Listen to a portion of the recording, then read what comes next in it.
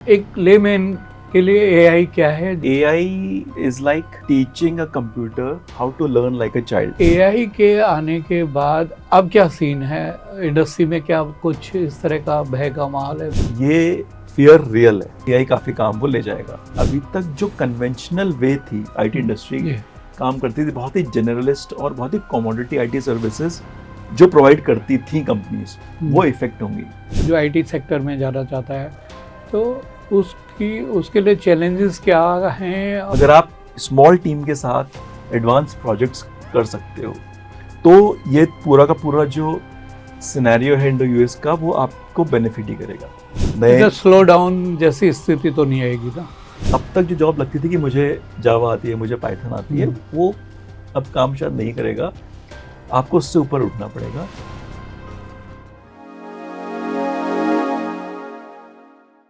नमस्कार।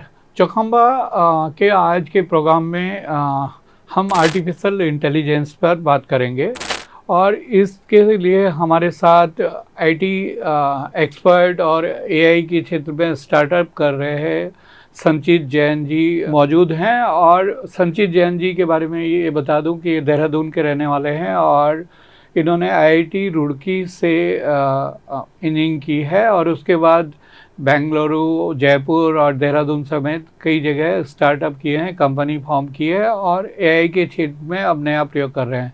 संजीत जी, आपका इस प्रोग्राम में स्वागत है। बहुत बहुत धन्यवाद जगमोला जी, मुझे यहाँ पर आमंत्रित करने के लिए। Thank you. एआई को लेकर आम जनमानस जानना चाहता है कि एक लेमैन के लिए एआई क्या है, जरा आप एक सरल भाषा में बता दीजिए। जी बिल्कुल।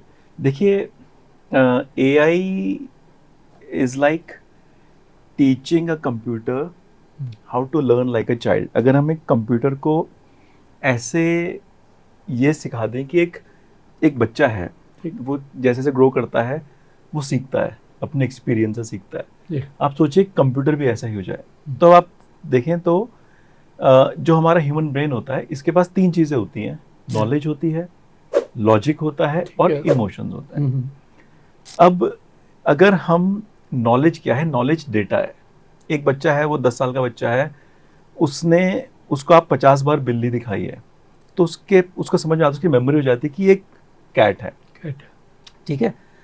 अगर हमें कंप्यूटर को बहुत सारे कैट्स की फोटोग्राफ्स दें, पैटर्न्स है, तो कंप्यूटर पैटर्न मैचिंग एल्गोरिथम से समझ लेता है कि ये कैट है। तो अगर आप उसको नेक्स्ट टाइम कैट दिखाएंगे तो उसको समझ में आ जाएगा। सेकंड होता है, जैसे मैंने कहा, logic. Logic is basically maths. Computer by definition maths में बहुत ही अच्छा होता है। थर्ड होता है इमोशन। एक बच्चा है, उसको पता है कि कैट से डरना चाहिए या कैट बहुत अच्छी भी होती है। हम क्या करते हैं कि अगेन पैटर्न मैचिंग से या कुछ कॉग्निटिव एल्गोरिथम्स होते हैं, मशीन लर्निंग होती है, हम कंप्यूटर को सिखाते हैं, उसको एक्सपीरियंस का भाव देते हैं। तो कंप्यूटर को पता जाता है कि ये कैट है तो इससे डरना भी है, ये पंजा ही मार सकती है, या फिर ये मतलब ये इसको हम प्यार भी कर सकते हैं। तो कंप्यूटर को इमोशंस या एक्सपीरियंस भी आ जाता है। तो धीरे धीरे करके कंप्यूटर एक ह्यूमन ब्रेन की तरह सोचने लगता है, समझने लगता है। अब आप ये देखिए कि एक जो 10 साल का बच्चा है या हम लोग भी हैं, हमारी मेमोरी लिमिटेड है, हमारी ब्रेन पावर लिमिटेड है और हमारे इमोशंस भी ठीक है। लेकिन कंप्यूटर को आप कितना भी डेटा दे सकते हो। जो आजकल जो टेक्नोलॉजी है, ह्यूज डेटा दिया जाता है कंप्यूटर को, ह्यूज कंप्यूटिंग पावर, जिसे हम GPUs बोलते हैं, वो दी जाती है और बहुत सारे पैटर्न मैचिंग एल्गोरिथम्स दिए जाते हैं। तो एक कंप्यूटर बहुत शक्तिशाली हो जाता है। मतलब वो बहुत कम समय में बहुत ज़्यादा काम बहुत अच्छे ढंग से कर सकता है। तो ये है आर्टिफिशियल इंटेलिजेंस। एक कंप्यूटर एक ऑलमोस्ट एक आम आदमी की तरह या एक स्पेशलाइज्ड आदमी की तरह सोच पा रहा है। और यही नहीं, वो उसको बहुत ही बड़े स्तर पे सोच पा रहा है। अच्छा, मैं आपसे ना एक थोड़ा सा आपके बैकग्राउंड को लेकर कुछ सवाल, क्योंकि आप देहरादून से जुड़े हुए हैं कब से, थोड़ा बैकग्राउंड के बारे में बता दीजिए आप अपना। देखिए, मैं देहरादून में ही बॉर्न एंड ब्रॉट अप हूँ। यहीं से मैंने स्कूलिंग की, फिर IIT रुड़की से मैंने इंजीनियरिंग की थी इलेक्ट्रॉनिक्स एंड कम्युनिकेशन में। फिर मैं IT इंडस्ट्री में मैंने काम किया, एज कुछ बड़ी कंपनीज में काम किया। फिर अपनी 2 स्टार्टअप्स की, वो थोड़ी बड़ी हो गई और फिर वो एक्वायर भी हो गई। और अभी मैं एक फिर से एक आईटी एक एआई स्टार्टअप कर रहा हूँ। जी, ये जयपुर में कर रहे हैं आप? देखिए अब जो हमारी टेक्नोलॉजी इंडस्ट्री है ये तो हाँ। कम्प्लीटली रिमोट है, तो वही ऐसा तो नहीं है। कोई मैं फिलहाल मतलब जयपुर और देहरादून के बीच में रहता हूँ, कभी इधर कभी इधर, बट मतलब हम लोग तो पूरा रिमोटली ही काम करते हैं अपने अपने नहीं घर नहीं, से। बात तो ये तो ग्लोबल वो हो गया है केवल कि भाई आपके आपके हाथ में पूरी दुनिया है। जी नहीं तो अच्छा संजीत जी, एक एक जो एक क्रेज है, ये जो दौर है, मतलब पिछले एक दशक का दौर देखें तो आईटी सेक्टर को लेकर बच्चों में बड़ा क्रेज था कि 12th करने के बाद कोई आईआईटी कर रहा है या कोई इंजीनियरिंग कर रहा है तो आईटी, एक कंप्यूटर साइंस, सीएस वगैरह, एक बड़ा वो था क्रेज कि इंफॉर्मेशन टेक्नोलॉजी और इस क्षेत्र में जाना है, करियर अच्छा है, जॉब सिक्योर है और अच्छा पैकेज है। लेकिन एआई के आने के बाद अब क्या सीन है इंडस्ट्री में? क्या कुछ इस तरह का भय का माहौल है भैया बच्चों को देखिए करियर को लेकर? जी देखिए भय का माहौल है, और मैं मतलब काफ़ी सीधे शब्दों में कहूँगा कि ये फियर रियल है। जी। जो एआई है वो, जैसे हम सॉफ्टवेयर प्रोग्रामिंग करते हैं जी। या टेस्टिंग करते हैं या कस्टमर सपोर्ट पे काम करते हैं, हम्म। एआई हर दिन ये काम हमसे ज़्यादा अच्छा कर पा रहा है। जी। और बहुत ही मतलब इट्स जस्ट अबाउट टाइम के एआई बहुत लार्ज परसेंटेज ऑफ वर्क हमसे ले लेगा। जी। और अगर मतलब जो स्टूडेंट्स हैं, यंग प्रोफेशनल्स हैं, जो कि सॉफ्टवेयर प्रोग्रामर्स या टेस्टिंग या कस्टमर सपोर्ट की तरफ जाना चाहते हैं, मेरे ख्याल से उनके लिए अभी सिचुएशन थोड़ी सी तो नाजुक है। अच्छा, मतलब जो बिगनिंग कर रहे हैं, मतलब जी स्टार्टिंग वाले, जैसे स्टूडेंट है, कोई हम्म, इंजीनियरिंग कर रहा है या कोई बीएससी आईटी कर रहा है, तो उसके लिए मतलब चुनौती भरा है। मुझे लगता है कि थोड़ी चुनौती तो है। जो यंग ग्रेजुएट्स हैं, इवन जो जो काम कर भी रहे हैं इंडस्ट्री में, जो पुराने तरीके से अभी तक हम करते थे कि कोडिंग कर ली, टेस्टिंग कर ली, उसमें तो काफ़ी बदलाव आने वाला है। एआई काफ़ी काम वो ले जाएगा। तो अब मतलब उनको धीरे धीरे, जो ऑलरेडी इंडस्ट्री में हैं, तो उनको अब स्किल्ड होना पड़ेगा, स्किल्ड और वो करना पड़ेगा। बिल्कुल। अगर एक स्टूडेंट को, जैसे कोई नॉर्मली 12th करने के बाद एक स्टूडेंट अगर इस फील्ड में आना चाहता है तो उसे अब किस तरह से तैयारी करनी होगी कि ये एआई की चुनौती है, दूसरे क्या क्या चुनौती समझ रहे हैं आप? देखिए क्या है ना कि मैं ये कहूँगा कि जो अभी तक काम होता था कि हम एक प्रोग्रामर को बोलते थे प्रोग्राम लिख दीजिए, टेस्ट कर दीजिए, या कस्टमर सपोर्ट लोग फ़ोन पे बात कर रहे हैं, वो काफ़ी चेंज होने वाला है। लेकिन मैं आपको बताता हूँ, एक बड़ा ही दिलचस्प एक फिनोमेना होता है, उसको जेवन्स पैराडॉक्स बोलते हैं। जी। जब किसी चीज़ की सप्लाई बहुत बढ़ जाती है, बहुत ईजी, बहुत चीप हो जाती है, उसकी डिमांड भी बहुत बढ़ जाती है। मैं एग्जांपल देता हूँ, जैसे इसको हम कहते हैं जियो इफेक्ट। जैसे 2016 में तक जो मोबाइल डेटा था बहुत एक्सपेंसिव था। बिल्कुल। जियो आया, उसने उसको बहुत चीप कर दिया। बिल्कुल। ठीक है, उससे क्या हुआ? उससे सब लोग ओटीटी प्लेटफॉर्म्स पे मूवीज़ देखने लग गए, रील्स देखने लग गए, या ऑनलाइन एजुकेशन पे बहुत लोग आ गए, तो डेटा कंजम्पशन बहुत बढ़ गया, बहुत कम नहीं हुआ। कम नहीं हुआ। ठीक है, बिल्कुल सिमिलरली सही। अगर आप देखें, जब तक यूपीआई नहीं आया था, जो नेट बैंकिंग थी या क्रेडिट कार्ड ट्रांजैक्शंस की फीस हुआ करती, ज़्यादा हुआ करती थी। बिल्कुल। यूपीआई ने आकर सब कुछ फ्री कर दिया। अब देखिए यूपीआई के नंबर ऑफ ट्रांजैक्शंस तो मेरे ख्याल से पता नहीं कितने गुना बढ़ चुके हैं। बिल्कुल सही बात। सिमिलरली अगर आप थोड़ा सा टेक्नोलॉजी में जाएं तो क्लाउड टेक्नोलॉजी कुछ सालों पहले आई। उससे पहले क्या होता था कि सर्वर्स जो होते हैं हमारे, वो हमारे अपने प्रेमाइस में होते हैं जी। और वो बहुत महंगे होते थे सर्वर्स। क्लाउड ये कहता था कि अब आपको सर्वर्स की जरूरत नहीं है, बहुत बड़े डेटा सेंटर्स हैं पूरी दुनिया में, वही सर्वर्स होंगे, आपको जरूरत नहीं है। तो लोगों ने कहा यार सर्वर्स की जरूरत नहीं पड़ेगी, अब तो बिजनेसेस को तो सर्वर्स तो खत्म हो जाएंगे। लेकिन डेटा सेंटर्स बहुत बड़े हो गए, सर्वर्स की रिक्वायरमेंट बहुत बढ़ गई, क्योंकि बहुत सॉफ्टवेयर एप्लीकेशंस डेवलप हुई। ये बिल्कुल मतलब जैसे जैसे टेक्नोलॉजी और ग्रो की, उसके बाद बिल्कुल, तो सर्वर्स बहुत ज़्यादा डिमांड सर्वर्स की बढ़ी। जी। ठीक है, तो मैं ये कहना चाह रहा हूँ कि इसी तरह से एआई ने क्या किया, एआई क्या कर रही है, AI coding, testing, customer support, product requirements, इन सब की इस तरह की जो जॉब्स जब तक यंग ग्रेजुएट्स को मिलती थी, जी इन सबको एआई ने डेमोक्रेटाइज कर दिया है कि यार सॉफ्टवेयर या मतलब रादर कोडिंग को डेमोक्रेटाइज कर दिया है। अब कोडिंग करना बहुत आसान हो गया है। तो सिर्फ डेवलपमेंट या कोडिंग की जॉब अगर आपको करनी है वो मुश्किल होगी, लेकिन चूंकि सॉफ्टवेयर प्रोग्रामिंग इजी हो गई है, जी बहुत सारा सॉफ्टवेयर अब लिखा जाएगा। ओके मैं आपको एग्जांपल देता हूं कि दुनिया में tons and tons of software है जो लेगेसी है, बहुत पुराना है, बिल्कुल उसको मॉडर्नाइज अभी तक नहीं किया गया क्योंकि उसकी कॉस्ट और एफर्ट बहुत ज़्यादा था। लेकिन एआई की मदद से वो बहुत जल्दी किया जा सकता है, उससे बहुत काम हो रहा है, तो अपने आप एक अपॉर्चुनिटी खुल गई है। अच्छा, मतलब जो आपका कहने का मतलब है कि जैसे जो हमारे पुराने में मैन्युस्क्रिप्ट हैं या जो डॉक्यूमेंटेशन जो बुक्स के रूप में या रिसर्च के रूप में हुआ है, तो उसको अब उसमें बिल्कुल। और देखिए जो जो अभी भी सॉफ्टवेयर हम लोग यूज करते हैं वो भी बहुत पहले लिखा गया था।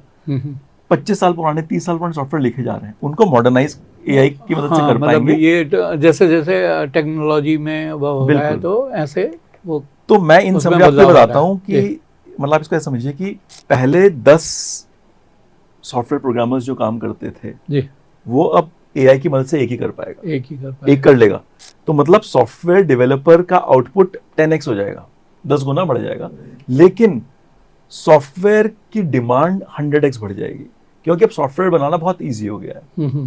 तो ओवरऑल जॉब्स होंगी, उतनी ही रहेंगी या बढ़ेंगी, लेकिन जॉब का नेचर बदल जाएगा। नेचर बदल जाएगा। आप प्रोग्रामर नहीं रहोगे, आपको उससे ऊपर जाके काम करना पड़ेगा। आपको एज अ सिंगल डेवलपर आप कोडिंग, टेस्टिंग, प्रोडक्ट रिक्वायरमेंट लिखना, प्रोडक्शन सर्वर पर उसको डिप्लॉय करना, आर्किटेक्चर बनाना, ये सब आप अकेले एआई की मदद से कर पाओगे। अच्छा संजय जी, कोई जैसे डर उस दौर में भी था जब हमने शुरुआती जब हम यंग थे तो कंप्यूटर नए नए आए थे जी। तो कंप्यूटर में ये होता था कि जैसे हम जर्नलिस्ट थे तो एक प्रोपराइटर होता था, एक फिर वो सब एडिटर होता था, एक रिपोर्टर होता था, रिपोर्टर लाता था, एक टाइपिस्ट भी होता था, वो टाइपिंग करता था। तो मतलब 4 आदमी होते थे और अब वही 4 आदमियों का काम एक आदमी कर रहा है। बिल्कुल। तो क्या मतलब वही स्थिति, इसको मॉडर्नाइज हम ये कह सकते हैं कि एआई वही काम करेगा जो कंप्यूटर ने जो 90 के दशक में किया? बिल्कुल बिल्कुल, और मेरे ख्याल से इसी को बहुत ज़्यादा एक्सपोनेंशियली करेगा। देखिए journalists over the periods number of journalist बढ़ा ही है, कम नहीं हुआ है। हाँ। क्योंकि पहले तो दूरदर्शन आता था, DD2 आता था, अब तो मेरे ख्याल से 150 चैनल्स आते हैं, 900 से ऊपर तो चैनल है। नंबर ऑफ जर्नलिस्ट और भी बढ़े हैं ना। जी। देखिए मैं बताता हूँ, पहली चीज़ तो ये है कि सारे प्रोफेशंस एआई अफेक्ट नहीं करेगी। काफ़ी जैसे हेल्थ केयर है, डॉक्टर्स, नर्सेज, केयर गिवर्स, ये लोग को एआई बहुत ज़्यादा इफेक्ट नहीं करेगी। नहीं, जैसे एक वो चल रहा है, एक भ्रांति चल रही है समाज में कि एआई जैसे चाइना में रोबोट खाना खिला रहे हैं पेशेंट को या मेडिसिन दे रहे हैं या टेलीमेडिसिन की बात है, वो करेंगे, डॉक्टर्स की मार्केट खत्म हो जाएगी। क्या ऐसा होगा? नहीं, देखिए मतलब अगेन डॉक्टर्स का हो सकता है काम थोड़ा चेंज हो जाए। अब आप अभी देहरादून को ही ले लीजिए, अगर आप शाम को डॉक्टर के यहाँ जाते हैं 6 बजे की अपॉइंटमेंट, आपको शायद 1 से 1.5 घंटा इंतजार करना पड़ता है। बिल्कुल। तो डॉक्टर्स की डिमांड तो बहुत ज़्यादा है और रहेगी। हो सकता है वो ज़्यादा प्रोसेस एफिशिएंट हो जाए, वेटिंग पीरियड कम हो जाए, हो सकता है एक आपको क्लिनिक में जाके कंप्यूटर पे आप कंप्यूटर आपसे कुछ पूछेगा, आप अपने सिम्टम्स बताओगे, तो डॉक्टर के साथ आपका टाइम जो होगा बहुत हाईली वैल्यूएबल होगा। डॉक्टर को पता है कि आपको क्या परेशानी है, लेकिन डॉक्टर्स एलिमिनेट नहीं हो सकते। सिमिलरली इवन जर्नलिस्ट एलिमिनेट नहीं हो सकते। आप अगर जो जुडिशियल सिस्टम है, लॉयर्स हैं, जजेस हैं, उनको आप एआई उनको रिप्लेस नहीं करेगा, उनको मतलब जो एफिशिएंट बनाएगा। जो मतलब प्रोफेशनल लोग हैं उनके साथ दिक्कत नहीं आएगी। देखिए पुलिस है, डिफेंस फोर्सेस हैं, होटल इंडस्ट्री है, जो मतलब स्पेशलाइज्ड स्किल्स हैं, यू नो, आप कंस्ट्रक्शन वर्कर्स ले लीजिए, इलेक्ट्रिशियंस ले लीजिए, जो पूरी की पूरी आर्ट्स एंड ह्यूमैनिटीज पूरी इंडस्ट्री है, फिल्म मेकिंग, म्यूजिक, ये सब तो मोस्टली बहुत अनटच रहेगी। एआई इनमें आएगी, लेकिन एआई इनका काम आसान करेगी और इंडस्ट्री से ग्रो करेगी। मतलब केवल ये है कि जैसे कोई भाई हीटर है या इलेक्ट्रिसिटी है, उसको थोड़ा अपना स्किल और वो उसके टेक्नोलॉजी के अनुसार बिल्कुल। अब अपग्रेड करना होगा अपने आप को, बिल्कुल तो बिल्कुल उसको जॉब का खतरा नहीं है, जी बिल्कुल। है ना, उसके प्रोफेशन को खतरा नहीं है अगर वो अपने साथ में वो रहता है। जैसे हमें तो सुविधा हो रही है, जैसे हम पत्रकार हैं, हमें बहुत सारे डाटा पहले सर्च मारना पड़ता था, अब एक कमांड दे रहे हैं कि आप सही बात बताइए है। कि ये क्या है, तो वो सारा वो डाटा, तो मतलब अपनाने की ज़रूरत है, जी बिल्कुल। देखिए, डरना नहीं है। डरना नहीं है। देखिए मैं बताता हूँ कि जैसे मैंने 99 में इंजीनियरिंग की थी, जी। और उस समय क्या होता था और अब तक क्या होता था कि इंजीनियरिंग आप किसी भी ब्रांच से करें, 80% आपकी जॉब आईटी इंडस्ट्री में लगती है बिल्कुल। अभी। मेरे ख्याल से अब वो चेंज हो जाएगा, क्योंकि अच्छा। अब आपको उतने आईटी प्रोफेशनल्स नहीं चाहिए। जो कोर जॉब्स हैं वो बढ़ेंगी। जो इलेक्ट्रॉनिक्स एंड कम्युनिकेशन इंजीनियर है वो सेमीकंडक्टर या चिप डिजाइनिंग में जाएगा। जी। जो मेटलर्जिकल इंजीनियर है वो फाउंड्री में जाएंगे। ठीक है। केमिकल इंजीनियर्स पावर सेक्टर में जाएंगे, एनर्जी हाँ, सेक्टर में बिल्कुल। जाएंगे, हाँ, या मैकेनिकल इंजीनियर्स ऑटोमोबाइल इंडस्ट्री में जाएंगे। अभी तक ये बिल्कुल। सब आईटी इंडस्ट्री में जा रहे थे। शायद वो, मतलब मैं इस शब्द का यूज करना चाहूंगा, भेड़ चाल शायद भीड़, हाँ। खत्म हो जाए। मेरे ख्याल से अभी इसीलिए थोड़ा रोबोटिक साइंस और उसके लिए जी क्रेज बढ़ा है, मेरे ख्याल से कुछ इस तरह है ना, एक बिल्कुल। नई पॉसिबिलिटी हो रही है। संजय जी, एक इस समय जो भारत और अमेरिका के बीच में जो एक वो चल रहा है टैरिफ वार, और उसको लेकर काफ़ी वह है, तो उसके बाद अमेरिकन टैरिफ के बाद जो आईटी इंडस्ट्री भी काफ़ी सुना है कि बहुत प्रभावित हो रही है, जैसे आंकड़े बता रहे हैं, जैसे वो है, तो आपका क्या मानना है कि उसका कितना इम्पैक्ट पड़ेगा इंडियन आईटी इंडस्ट्री पर? देखिए, इम्पैक्ट रियल है और इम्पैक्ट पड़ रहा है और पड़ेगा। वो मतलब जहाँ तक मेरी नॉलेज है, डेफिनेटली उसका इम्पैक्ट होगा। अब अगेन उसमें भी क्या है ना कि देखिए, अभी तक जो कन्वेंशनल वे थी आईटी इंडस्ट्री जी। काम करती थी, बहुत ही जनरलिस्ट और बहुत ही कमोडिटी आईटी सर्विसेज जो प्रोवाइड करती थी कंपनीज, वो इफेक्ट होंगी। लेकिन जो फ्यूचर रेलेवेंट स्किल्स हैं, एआई या डेटा या डोमेन डेटा नॉलेज साइंस जिसमें चाहिए, बिल्कुल, है ना, या डेवऑप्स, वो जो कंपनीज हैं जो फ्लेक्सिबली इन सब में काम कर सकती हैं, उनके लिए तो ये बहुत अच्छी बात है। जो अगर आप रिमोटली वैल्यू डिलीवर कर सकते हो, जी। अगर आप स्मॉल टीम के साथ एडवांस प्रोजेक्ट्स कर सकते हो, तो ये पूरा का पूरा जो सिनेरियो है इंडो यूएस का, वो आपको बेनिफिट ही करेगा। अच्छा। देखिए, जो H1B वीजा फीस वगैरह में, उससे क्या होगी, इंडियन स्टूडेंट्स या इंडियन प्रोफेशनल्स को यूएस जाना थोड़ा कम हो जाएगा, बिकॉज वो बहुत ज्यादा हाँ, फीस लग मतलब रही जो है। हम ये कहते हैं कि ब्रेन माइंड ड्रेन हो गया ब्रेन है, हाँ ड्रेन हो बिल्कुल। गया, तो वो जाना का कम। डेफिनेटली कम हो जाएगा अगर ये फीस लगी रही, इसको वापस नहीं लिया गया। लेकिन इससे ऑफशोरिंग और बढ़ेगी। जो यूएस कंपनीज हैं वो इंडिया कंपनी से काम कराएंगी, हाँ। और इस पर्टिकुलर चीज का जो इफेक्ट है वो तो इंडिया और यूएस दोनों कंपनी से बढ़ रहा है। जो यूएस, बहुत सारी कंपनियां जो इंडियन एम्प्लॉयज को यूएस में एम्प्लॉय करती है, वो भी इससे अफेक्ट हो रही हैं। तो वो सब काम इंडिया में आएगा, और एंड अगेन नए मार्केट्स खुलेंगे, नए, स्लो डाउन जैसी स्थिति तो नहीं आएगी ना मतलब आईटी देखिए सेक्टर में? तो मतलब अगेन देखिए, काम और स्पेशलाइज होता जाएगा।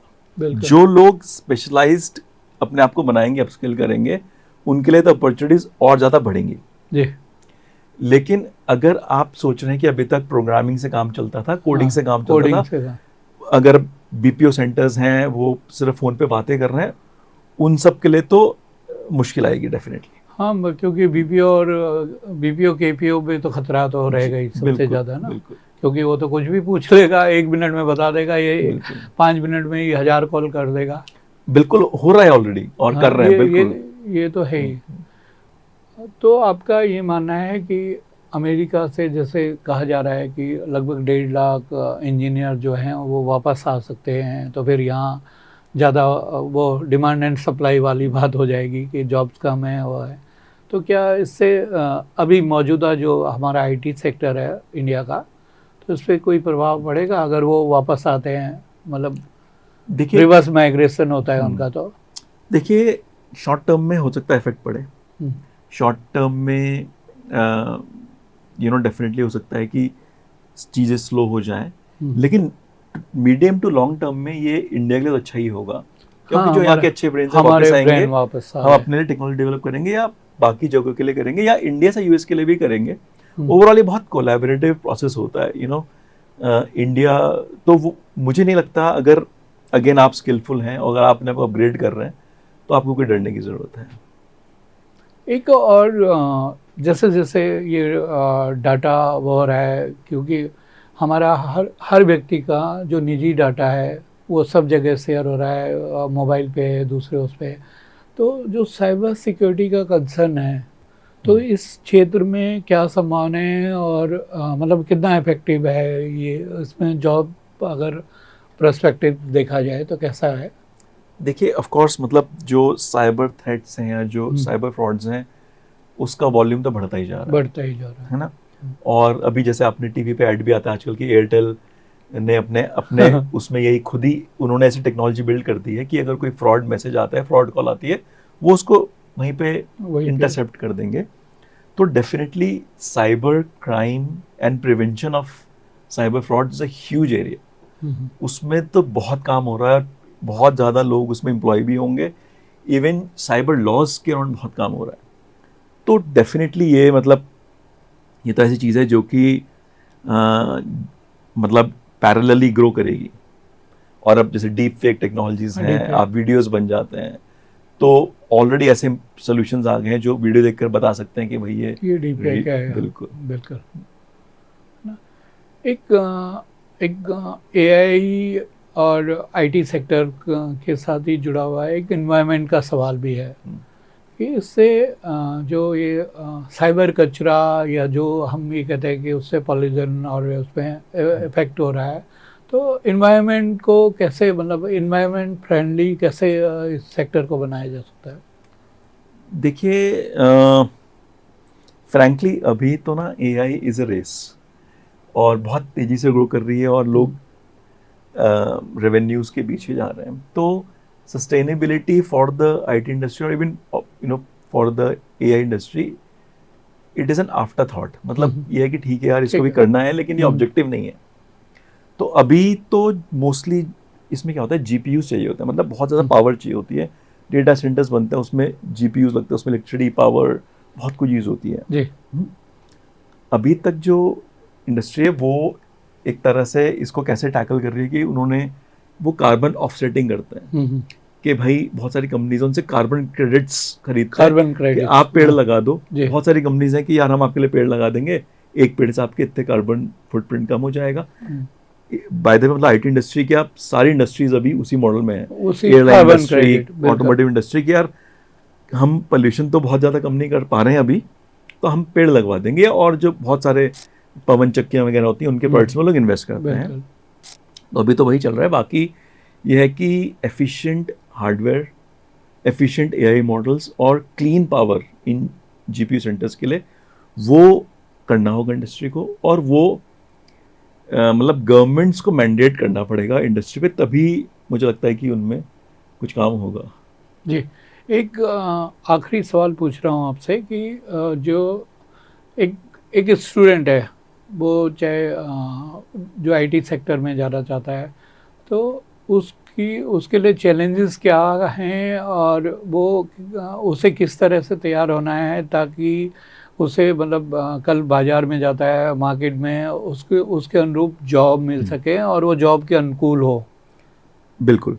तो देखिए, जैसा कि मैंने अभी कहा ना कि एक तो आप अपनी कोर डोमेन नॉलेज पे पहले तो फोकस करिए। फॉर एग्जांपल, जैसे हम यहाँ आईटीएम में हमारे पास होटल मैनेजमेंट है, तो वो बच्चे होटल मैनेजमेंट में ही जाएं, हॉस्पिटैलिटी इंडस्ट्री में ही जाएं, या जो मास कम्युनिकेशन के बच्चे हैं वो जर्नलिज्म में जाएं या मीडिया इंडस्ट्री में जाएं।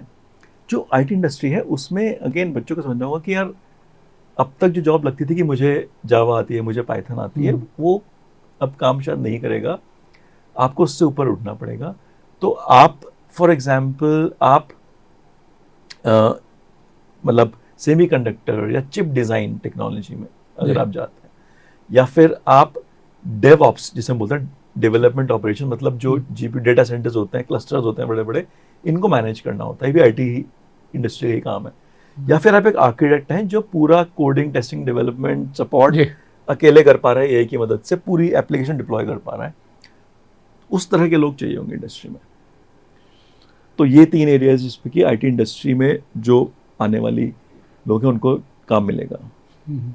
तो मतलब आपका ये कहना है कि एआई चैलेंज तो है, लेकिन अगर इसे अपनाए जाएं, डरे नहीं, अपने को आप स्किल करें, तो इसमें मतलब जॉब का इतना तब इतनी ज़्यादा शायद चुनौती नहीं है, लेकिन आपको स्किल्ड और अप स्किल्ड होना होगा।